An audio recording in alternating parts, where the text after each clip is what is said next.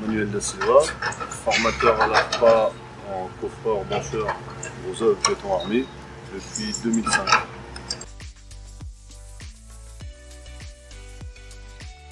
Je suis rentré dans une grosse société du BTP française en 92, un contrat d'apprentissage, et j'ai gravi les échelons sur les chantiers de gros œuvres, aussi bien dans le bâtiment que dans le génie civil. Je suis parti en formation dessinateur projeteur et j'ai décidé à la suite de cette formation de me réorienter sur le métier de la formation professionnelle.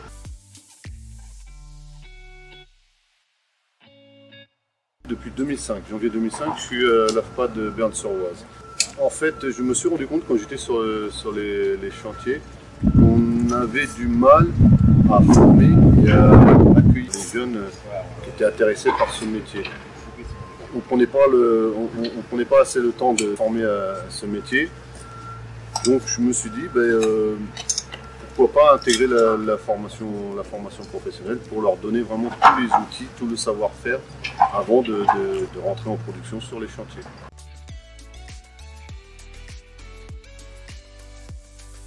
Alors, à mes apprenants, je leur apporte le savoir-être qu'on attend d'eux dans les entreprises du BTP.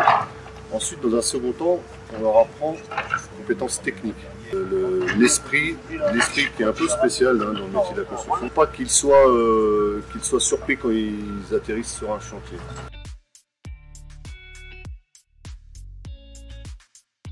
Eux, ce qu'ils m'apportent, ils m'apportent l'envie tous les jours de transmettre mes compétences, de transmettre mon savoir-faire.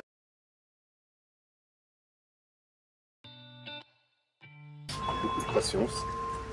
Un savoir-être pour le dialogue, transmission du savoir. Être à l'écoute et prendre le temps. Prendre le temps parce que on a quand même un public qui vient, qui traîne avec eux des fois des parcours un peu particuliers, quoi.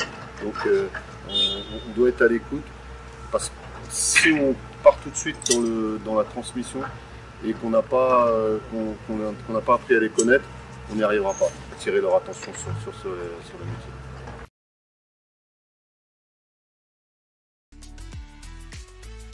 Ce qui me plaît dans le métier de coffreur-brancheur, c'est tout simplement qu'on réalise des choses qui vont rester pour des dizaines d'années. On va réaliser des ouvrages de béton armé, aussi bien des appartements, des bâtiments, que des ouvrages de génie civil, des ponts, ou bien même là actuellement pour le Grand Paris, on construit des ouvrages qui vont être à la vue de tout le monde, quoi.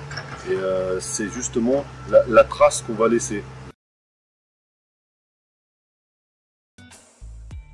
Alors, on a les formations certifiantes durent environ 7 mois, entre 6 à 7 mois de formation avec une période en entreprise de 3 à 4 semaines. En parallèle, on a d'autres types de formations qu'on appelle les contrats de professionnalisation qui sont réalisés en partenariat avec des entreprises. Donc c'est des formations, celles-ci dureront en moyenne 1 an. On sait qu'il y aura de l'alternance chantier, centre de formation. Au niveau du passage de titre professionnel, on a environ 80% de réussite à la certification. C'est justement la rencontre avec mes stagiaires. C'est l'inattendu aussi, le fait de les emmener à un objectif, à la satisfaction qu'à la fin de la journée, ils repartent chez eux avec le sentiment d'avoir appris un petit quelque chose. Même si on sait qu'ils ne retiendront pas forcément tout de ce qu'on va leur apprendre la journée, mais qu'ils aient le sentiment de gravir jour par jour un échelon par rapport aux compétences qu'on attend d'eux dans le métier de coffreur-brancheur. C'est aussi la diversité du public qu'on a. Ils viennent pour différents horizons, différentes origines, et c'est un peu ça aussi qui nous donne envie aussi tous les matins de se lever pour venir leur transmettre notre savoir.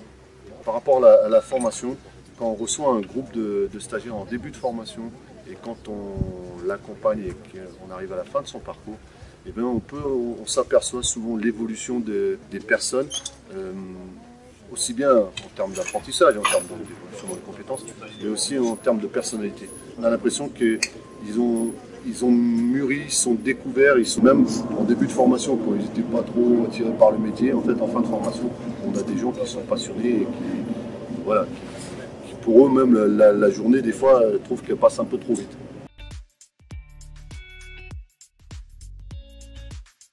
Passion, transmission et savoir-faire.